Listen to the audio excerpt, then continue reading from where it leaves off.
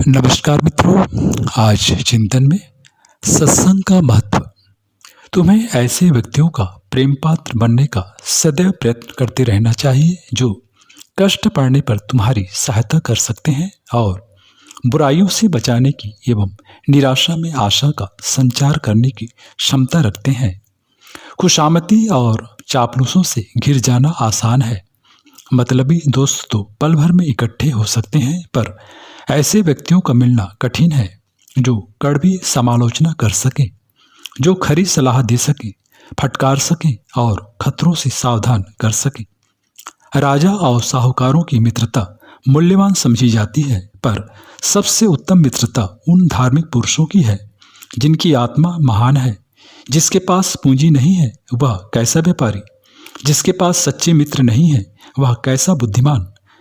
उन्नति के साधनों में इस बात का बड़ा मूल्य है कि मनुष्य को श्रेष्ठ मित्रों का सहयोग प्राप्त हो।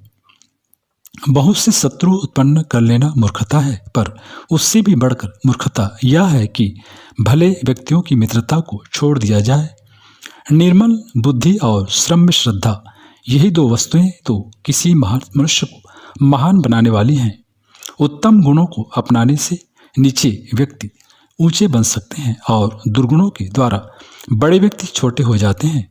निरंतर लगन, सावधानी, समय का सदुपयोग छोटे को महान बड़ा बना सकते हैं, हीन मनुष्यों को कुलीन बना सकते हैं। आत्मा के संबंध में वास्तविकता की जानकारी प्राप्त करना अत्यंत आवश्यक है, क्योंकि इसके बिना जीवन यात्रा ठीक स्वरूप ही सामने नहीं आता। कोई उद्देश्य स्थिर नहीं होता और हम परिस्थितियों के प्रवाह में इधर उधर उड़ते फिरते हैं। यदि आप अपने को महान बनाना चाहते हैं तो अपनी आत्मा को महानता स्वीकार कीजिए। यदि संसार में सम्मानपूर्वक जीना चाहते हैं तो आत्मा का सम्मान कीजिए। यदि परमात्मा के साथ आत्मा को जोड़ना चाहते हैं तो अपने को इस रिश्तेदारी के योग्य स्वीकार कीजिए।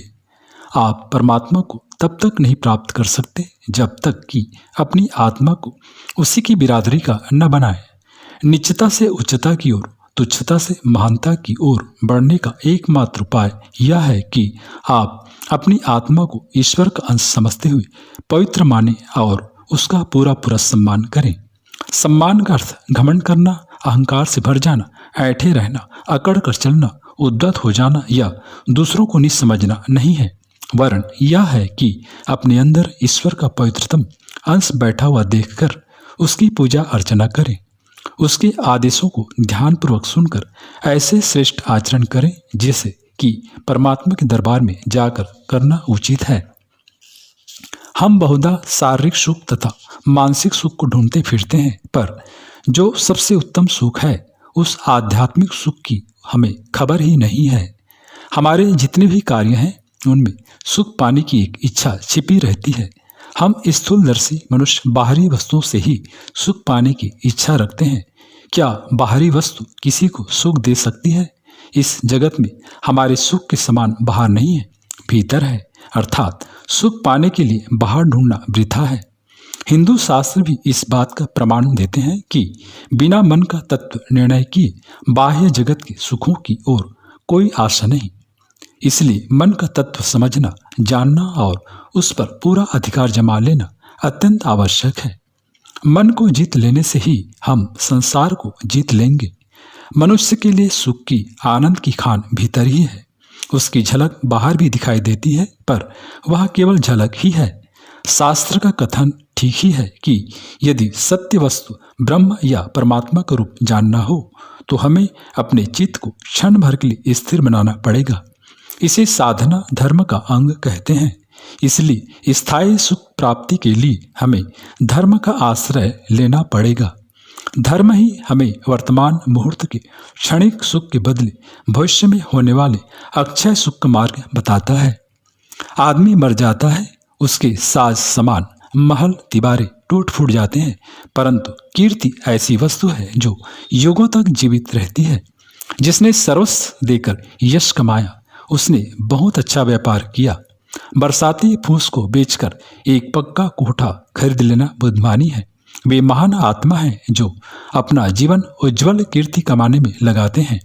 उन अभागों के पैदा होने से क्या लाभ जो जीवन भर पेट भरते रहे और अंत में कुत्तों की मौत मर गए, जिन्हें अपने भविष्य की चिंता नहीं और स्वार्थ की परिधि से आगे कुछ नहीं देख सकते, वे मुर्दे हैं। भले ही वे सांस लेते, खाते पीते और चलते फिरते दिखाई देते हों। मूर्ख लोग धन जमा करके रख जाते हैं ताकि पीछे वाले चंद लोग खाएं और खुश रहें। कितना अच्छा होता यदि वे अपने सामने ही सत्कर्म में उसे लगाते, ताकि वह श्रेष्ठ भूमि में उगता और अपनी छाया में असंख्य प्राणियों को शांति देता। मित्रों, बेवकूफ उसे कहते हैं जो फायदे की चीज को फेंक देता है और हानि करने वाली वस्तुओं को अपनाता है। जो कड़वी और अनर्गल बातें अपनी जीवा से बकते हैं, उन्हें बेवकूफ के अलावा और क्या कहा जाए। कोई आदमी कितना ही पढ़ा लिखा और चतुर क्यों ना हो, पर यदि वह भलाई को छोड़कर बुराई अपनाता है तो उसे पहले सिरे का मूर्ख समझना चाहिए।